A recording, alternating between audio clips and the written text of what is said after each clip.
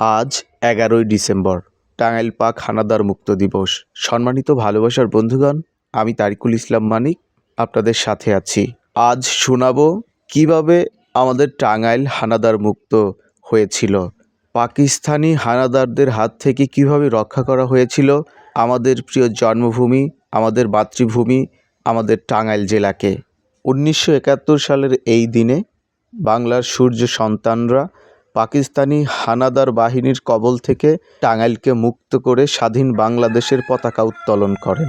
জানা যায় ১৯৭১ সালের এই দিনে রক্তক্ষয়ী যুদ্ধের পর পাক হানাদার বাহিনীর আত্মসমর্পণ ও পলায়নের মধ্য দিয়ে মুক্ত হয়েছিল আমাদের প্রাণের জেলা, স্বপ্নের জেলা, আমাদের প্রিয় মাতৃভূমি, জন্মভূমি, আমাদের এই টাঙ্গাইল। সারা রাত মুক্তিযোদ্ধাদের সরাসরি আক্রমণ ও প্রচণ্ড গোলাগুলিতে বিনিদ্র রাত কাটায় শহর ও শহরতলির লোকজন। অবশেষে সে কাঙ্ক্ষিত মুহূর্তটি ঘনিয়ে আসে।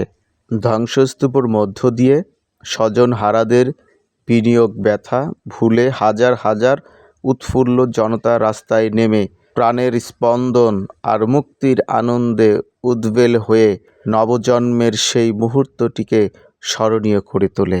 মুক্তিযুদ্ধে টাঙ্গাইল নানান দিক থেকে অসামান্য ইতিহাস সৃষ্টি করে। এখনকার অকুতোভয় বীর মুক্তিযোদ্ধাদের সাহসিকতাপূর্ণ যুদ্ধের কাহিনী দেশের সীমানা পেরিয়ে ছড়িয়ে পড়েছিল বিশ্বজুড়ে।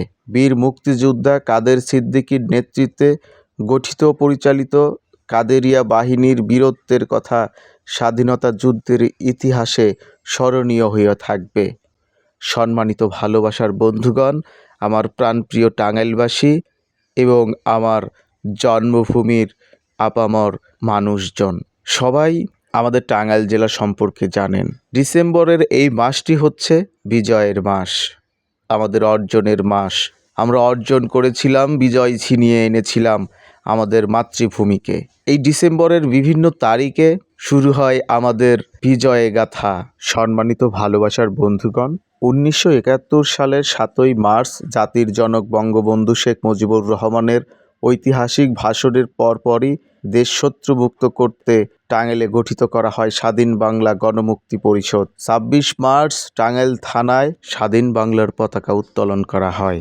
৮ ডিসেম্বর পরিকল্পনা করা হয় টাঙ্গাইল আক্রমণের। পরে কালিহাতীর পুংলি নামক স্থানে মিত্র বাহিনীর সঙ্গে সংঘর্ষ হয় পাক সেনাদের। অবস্থা বেগতিক দেখে প্রাণ ভয়ে পাক সেনারা সারা রাত ধরে টাঙ্গাইল ছেড়ে ঢাকার দিকে পালায়। ১০ ডিসেম্বর রাতে টাঙ্গাইলে প্রবেশ করে কমান্ডার আব্দুর রাজ্জাক। ১১ ডিসেম্বর সকালে কমান্ডার বায়েজিদ ও খন্দকার আনোয়ার টাঙ্গাইল পৌঁছান।